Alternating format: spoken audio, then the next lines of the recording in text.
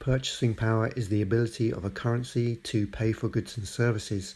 A good analogy that might help understand the notion of purchasing power is to think of a weightlifter lifting barbells. How much weight a weightlifter can lift depends on how strong he is, or to put it another way, how powerful he is. If the weightlifter is strong and powerful, he will be able to lift a lot.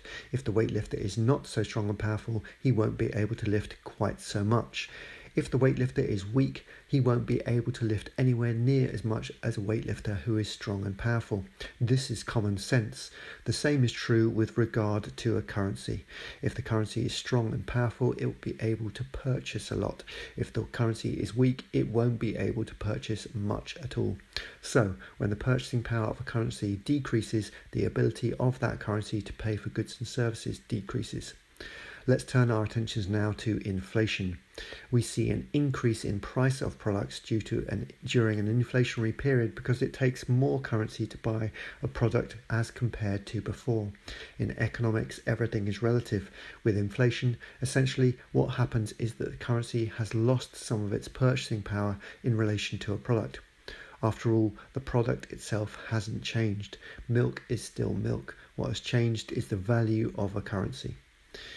The loss in purchasing power means it takes more currency to buy that same product. The currency has depreciated in relation to the product. Rising prices are the end result of inflation. It's the effect. The primary cause is an increase in the money supply, unrestrained currency creation. I would suggest that a better way to think about inflation is not to see inflation in terms of rising prices, but in terms of purchasing power. I believe that getting people to focus on the rising prices view of inflation is a psyop, a psychological operation perpetrated on an unsuspecting general public. It's perception management, done so that the people focus on the effect and don't consider the cause.